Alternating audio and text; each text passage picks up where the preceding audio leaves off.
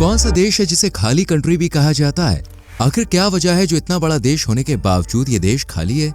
और क्यों इस देश की जनसंख्या दिल्ली की पॉपुलेशन से भी कम है? कहाँ है ये देश और क्या है इसके खालीपन का कारण? आज की इस वीडियो में हम इन सभी सवालों के जवाब जानने वाले हैं, तो वीडियो में आखिर तक बने रहिए। दोस्तों, आज हम बात करने वाले हैं दुनिया के 18वें सबसे बड़े देश की, जिसे हम मंगोलिया के नाम से जानते हैं। लेकिन क्या आप जानते हैं आज ये पूरी तरह से खाली हो चुका है? आज मंगोलिया की 99.7% पॉपुलेशन यहाँ से मूव ऑन कर चुकी है। अब सवाल उठता है कि अगर ये मूव ऑन कर चुकी है तो आखिर ये पॉपुलेशन गई तो गई कहाँ? तो दोस्तों, मंगोलिया में ही एक छोटा सा एरिया है 0.03% का, जहाँ मंगोलिया की तकरीबन 100% पॉपुलेशन शिफ्ट हो चुकी है। चलिए सबसे पहले हम यहाँ के एरिया की बात कर लेते हैं। वैसे तो मंगोलिया बहुत बड़े एरिया में बसा हुआ है। मंगोलिया का टोटल लैंड एरिया लगभग 1.564 मिलियन स्क्वायर में फैला हुआ है। इसे आप इस तरह से समझे कि हमारे इंडिया का total 3.287 million square kilometre land area का तकरीबन आधा है।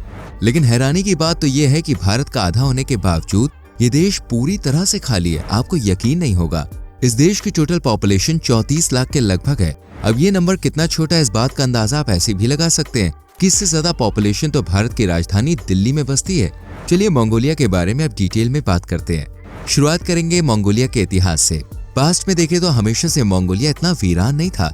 इस देश की गहराई में जाए तो हमें पता चलता है कि 18वीं सदी में तकरीबन 10 लाख आबादी की पॉपुलेशन मंगोलिया में बसा करती थी। लेकिन एक जंग ने वहां के 10 लाख लोगों में से 8 लाख लोगों को नस्ते नाबूद कर दिया।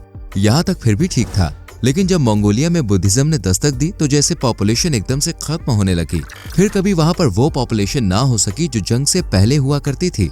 पर सवाल ये उठता है कि जिस रिलीजन को पीसफुल माना जाता है वो कैसे किसी देश की पॉपुलेशन के आड़े आ सकता है? दरअसल जब मंगोलिया ने बुद्धिज्म अडॉप्ट करना शुरू किया तो उसमें सबसे बड़ा नुकसान ये हुआ कि हर 3 में से एक आदमी मॉन्क बन जाता था, जिसकी वजह से वो शादी नहीं करता था, जिस कारण पॉपुलेशन काफी तेजी से घटने लगी क्योंकि लोग परिवार बसा ही नहीं रहे थे। कुछ ऐसे ही माहौल वर्तमान में भी बना हुआ है। आज मंगोलिया 34,82,784 आबादी का घर है, जबकि यहाँ 2022 के लगभग 32 से 33 लाख की पॉपुलेशन हुआ करती थी। ऐसा नहीं है कि यहाँ पर सरकार ने बर्थ रेट बढ़ाने के लिए कोई प्रयास या पुख्ता कदम नहीं उठाए, बल्कि सरकार ने बहुत सी पॉलिसीज निकाली। पास्ट में सोवियत संघ ने कई नीतियां बनाई, लोगों को लालच दिया, जैसे शादीशुदा जोड़ों को घर और फंड देने शुरू किए। तब कहीं जाकर वर्ल्ड वॉर 2 के बाद से मंगोलिया में बर्थ रेट थोड़ा थोड़ा बढ़ता रहा, लेकिन फिर भी जो झटका मंगोलिया को 18वीं सेंचुरी में लगा वो आज तक भर नहीं पाया है।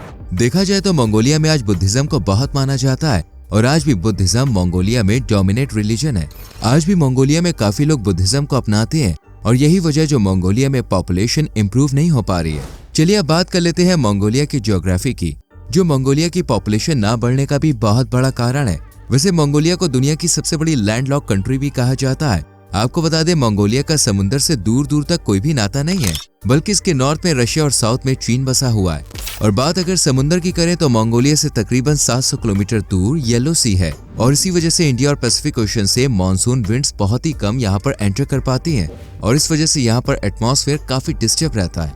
आपको बता दें, यहीं पर एशिया का सबसे बड़ा और दुनिया का 5वां सबसे बड़ा गोबी डेजर्ट मौजूद है। देखा जाए तो इस रेगिस्तान की अपने आप में एक अलग दास्तान है, क्योंकि यहाँ का मौसम बड़ा ही अजीब होता है। बात करें यहाँ के मौसम की तो सर्दियों में यहाँ टेम्परेचर 38 डिग्री सेल्सियस तक पहुँच जाता है और बात अगर गर्मियों की करें तो टेम्परेचर 42 डिग्री सेल्सियस को भी क्रॉस कर जाता है। यानी काफी गर्मी हो जाती है, जिससे लोगों का काफी बुरा हाल हो जाता है। दोस्तों, अगर इतिहास के पन्नों को पलट कर देखें तो चंगेज खान की सारी मिलिट्री इसी जगह से रेगिस्तान के बाकी हिस्सों में जाती थी। गोबी डेजर्ट के बारे में ऐसा भी कहा जाता है कि चंगेज खान इसी डेजर्ट में कहीं दफन है। खैर, ये तो इतिहास की बात थी, इतिहास में ही दफन हो गई। चलिए अब बात कर लेते हैं प्रेजेंट की।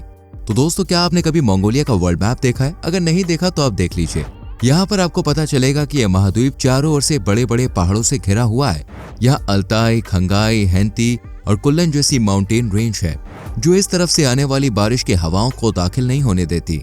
और वहीं दूसरी तरफ वेस्टर्न साइड पर एल टाउन माउंटेन रेंज है, जो वेस्टर्न से आने वाले बादलों का घेराव करती है। अब जब दोनों ही साइड से इस तरीके का इम्पैक्ट पड़ता है तो यहाँ से आने वाली हवाएं इन ऊंचे पहाड़ों पर जाकर बरसती हैं और मंगोलिया के वेस्टर्न और सर्दर्न पर कुछ ठंडी हवाएं पहुंचती है।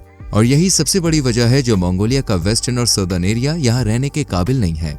अब बात कर लेते हैं नॉर्थन साइड की। आपको बता दें, यहाँ पर 3 माउंटेन रेंज है, जिनमें से एक है खब्जेगोल और उसी के नीचे खानकाई माउंटेन रेंज और उसी के ईस्टर्न साइड पर है खातब माउंटेन रेंज। ये तीनों माउंटेन रेंज एक जैसा ट्रायंगल बनाती हैं जिसकी वजह से वेस्टर्न, सदर्न और नॉर्दर्न साइड से आने वाली ठंडी हवाएं इस ट्रायंगल के एरिया में एंटर नहीं कर पाती।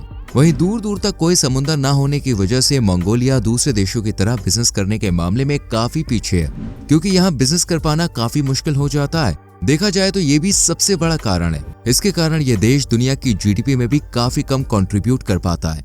शायद आप में से कुछ लोग ऐसा सोच रहे होंगे कि जब इतना बड़ा देश है तो कोई ना कोई राजधानी तो जरूर होगी इसकी। बिल्कुल सही समझ रहे हैं आप। इस देश का सबसे बड़ा शहर यानी इसकी राजधानी है उलानबाटर। मंगोलिया की इसी राजधानी में लगभग 1.6 मिलियन लोग रहते हैं, यानी कि पॉपुलेशन का 50% हिस्सा यहीं रहता है और ये पॉपुलेशन इसी राजधानी में सरवाइव कर रही है।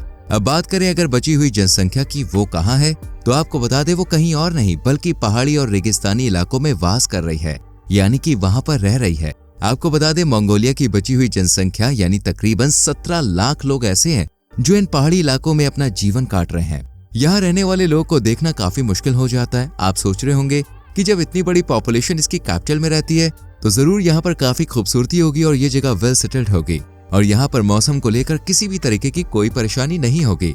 तो आपको बता दें आप गलत समझ रहे हैं, बल्कि मंगोलिया की राजधानी उलानबाटर सबसे ज्यादा कोल्डेस्ट प्लेस है, इसलिए देश की राजधानी को कोल्डेस्ट प्लेसेस में गिना जाता है। मतलब अगर वहां पर ठंड पड़ रही होती है तो इंसान का घर से बाहर निकलना तो बहुत दूर की बात है, बिस्तर से भी निकलना बहुत मुश्किल हो जाता है।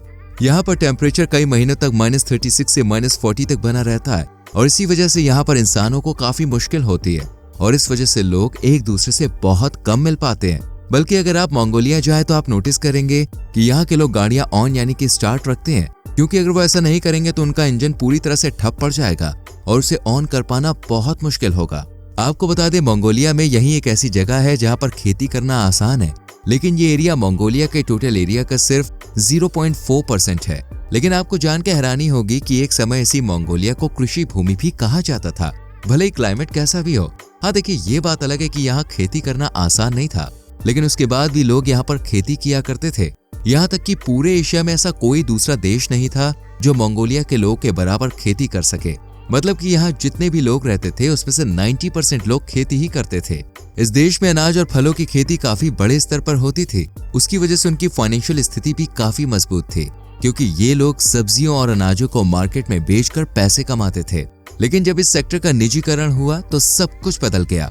दरअसल इसके बाद फसल उत्पादन में तेजी से गिरावट आने लगी।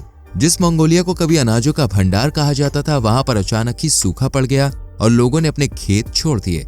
जो लोग अपने परिवार का गुजारा नहीं कर पा रहे थे उन्होंने देश को छोड़ दिया और इस सब की वजह एक गलत डिसीजन को बताया गया।